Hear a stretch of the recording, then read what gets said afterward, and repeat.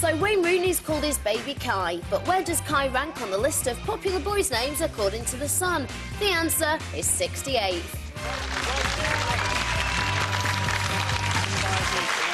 Thank you very much to You're Watching The Right Stuff. We're live on 5 with Natalie Pinkham, David Ian and our special guest Ben Miller. Don't miss the Armstrong Miller Show, I'm sure you don't, every Friday night, 9:30 BBC One. What else is there to do with our sad lives, eh? Have a laugh. Still to come.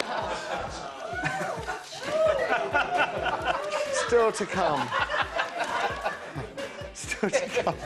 Would you freak out if your 12-year-old daughter announced she was going on a diet, or would you be secretly relieved? 0207 173 5555 is the number you've got something to say.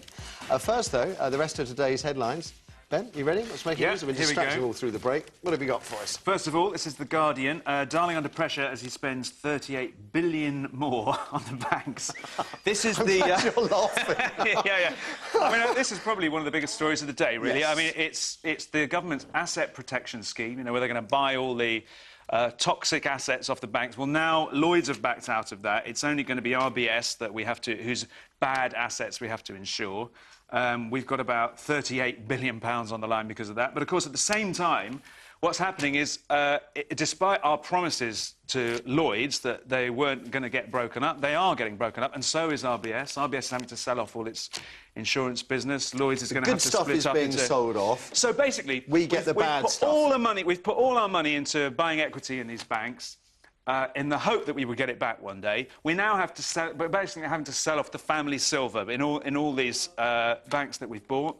They're all going to be split up, and I think it's going to be positioned as this is to create more competition on the high street. Really, it's because of the European Commission saying that they're monopolies and they have to be broken up. And those good assets are Ben, by the way, on getting that across. That is a really good analysis and explanation of the situation. Sorry, David.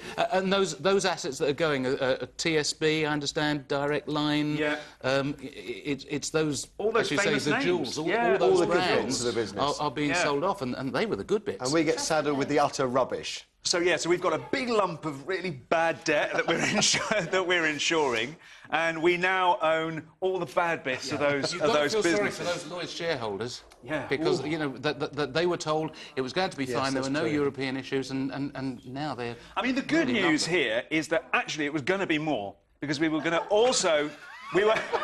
It's only 20 billion. It was going to be more, because we were going to have to insure all Lloyd's bad assets as well. So, and of course it is insurance. We are getting premiums from the banks for insuring these amounts, and there is an excess, you know, the first 40 billion that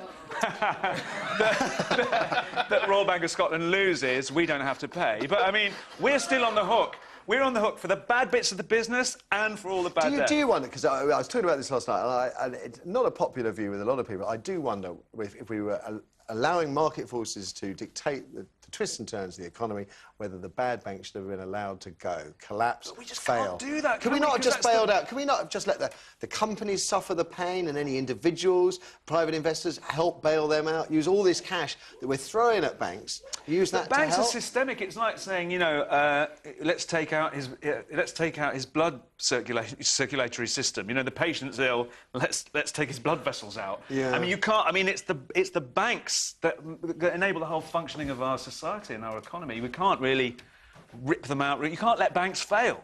But at the same time, we can incentivise bankers to build their businesses rather than incentivise? Are we talking bonuses again? I mean, we don't reward them for taking huge risks. And, you know, there's an argument for separating out the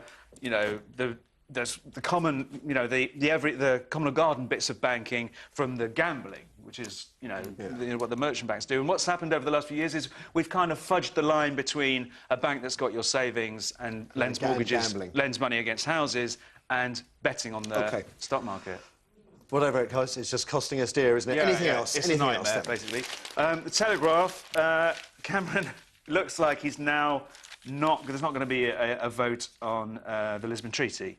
Because I believe that the Czech Republic ratified the Lisbon Treaty today. So I mean, in my view, I think what else could he do, really? I Well, mean, you can't, it's going to be too late, isn't it, by the time it gets to power? Unless, I mean, the vote won't be on Lisbon. It'll be, if he really wanted to give us a referendum, it'll be whether or not we continue in Europe. Yeah, and that's not a vote anybody wants to take, is it? No, particularly in the Tories, I should imagine, because half of them are probably going to say, no, we don't. Exactly. We're British, for God's sake. Especially as most of Cameron's core support came from Tories who are not that into Europe. So, I mean, you know, he's in a tremendously difficult place.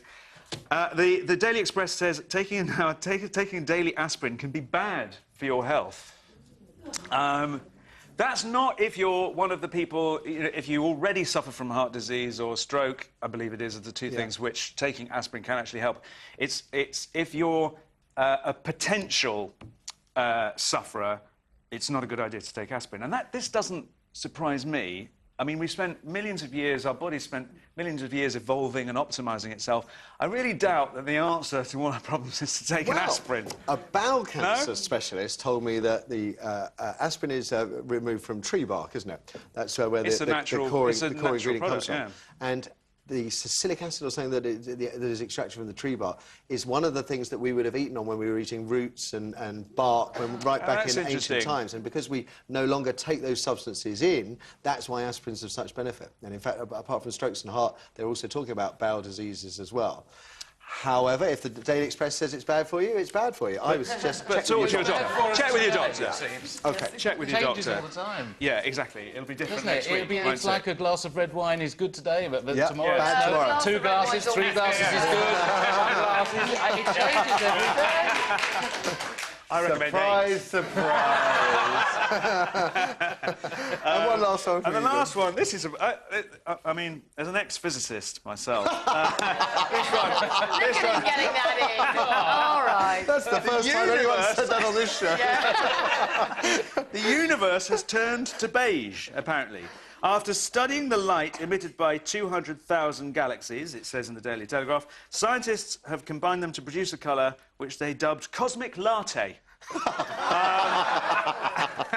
So I think what this means is if you look at the light, to begin with, we're now able to look at a larger and larger number of galaxies, and we've averaged out the average light that's coming from them, and it turns out to be a different wavelength than we were expecting.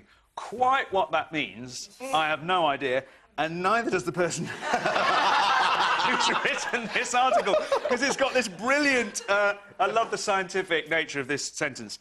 Apparently, over the past 6 billion years, the predominant shade has shifted from blue to red. No explanation of what that might mean. I love the word apparently. Stephen Hawkingly. Apparently, it's a black hole. You know, I mean, yeah. Brilliantly done, Ben. Thank you. Natalie, what have you got, my dear?